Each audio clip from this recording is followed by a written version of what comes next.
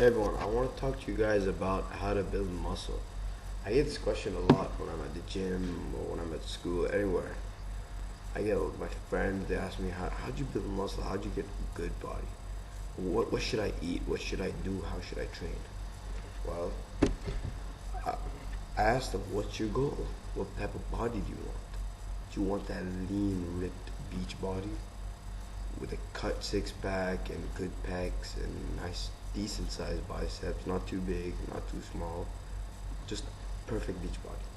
Or on the other hand, do you want that ripped MMA muscular physique, ripped to shreds, where you look at every detail of the muscle, every vein, and be extremely conditioned towards fighting and really fast and agile? Or do you want a body which is just thin and you don't care about muscle mass, you just want to lose weight? That's easy. That's really easy. It's really easy.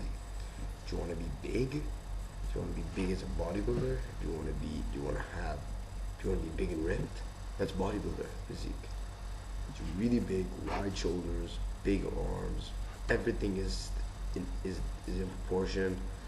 Everything, just you don't see like the bicep, just huge biceps and small back or small chest. No, everything is perfect and it's big and ripped and vascular too. And then you have, on the other hand, the powerlifter physique. It's not about how your body looks. A powerlifter, it's about how much you can lift.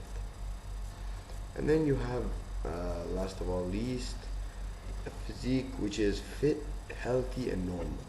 It's a normal physique, which is really healthy, fit, lean. Everything is just fit, perfect.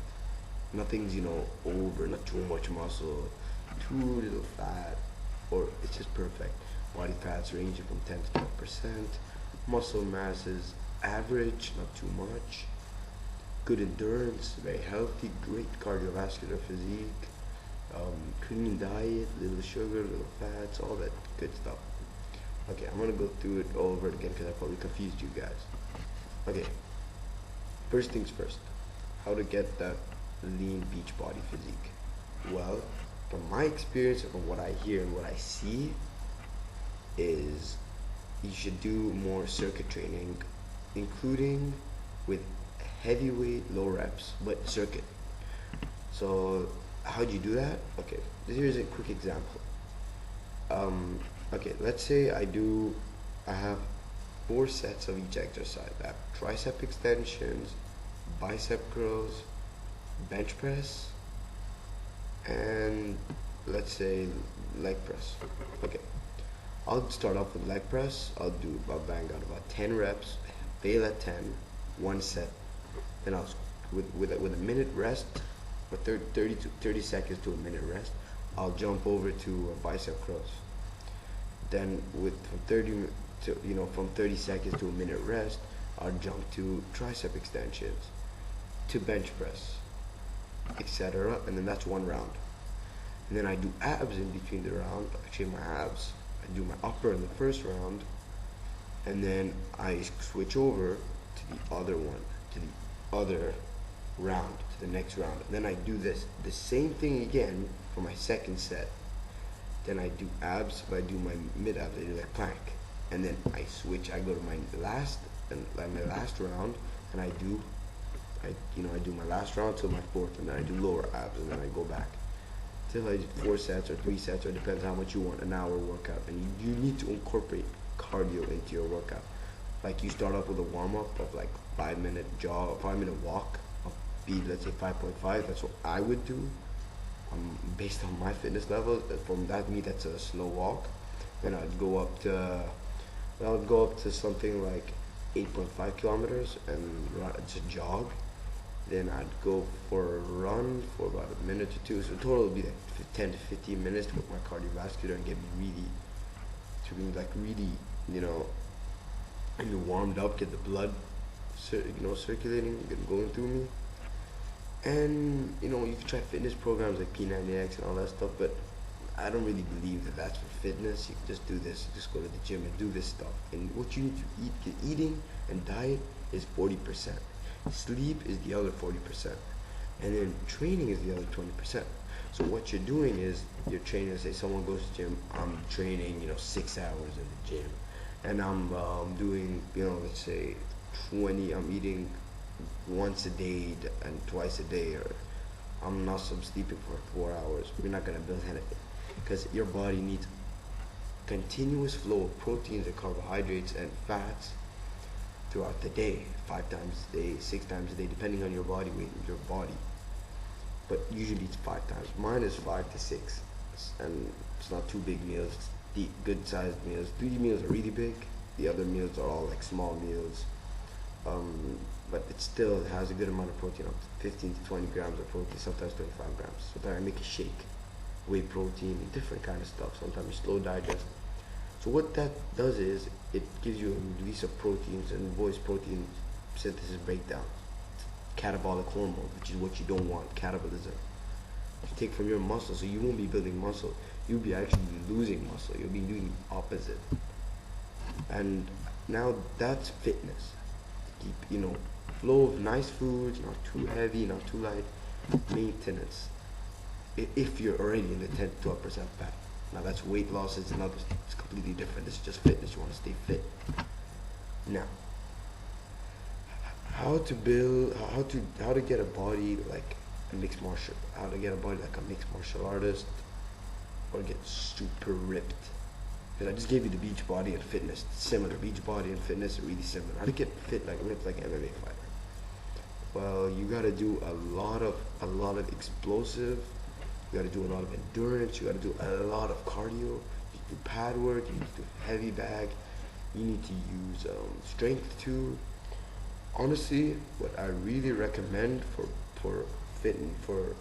getting ripped like an MMA fighter. I know a lot of people will hate me for saying this, but just hold something. P90X. I don't do this, but I have the CD because a friend of mine let me borrow it to check the workouts. I don't do it because I do bodybuilding and different kind of stuff.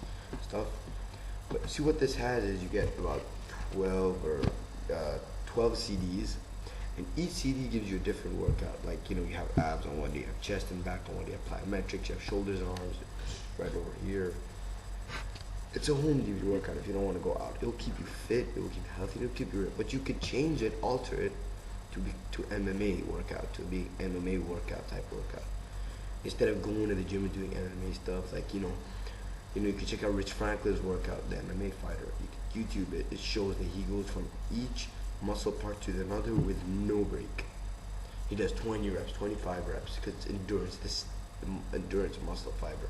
Explosive jumps, explosive push-ups. Or you can check Rush Fit by George St. Pierre. You could try that too. That's designed for MMA. But this one is what you could do is you can see you get chest and back. You do a 1 day chest and back. You have, let's say, your next day plyometrics.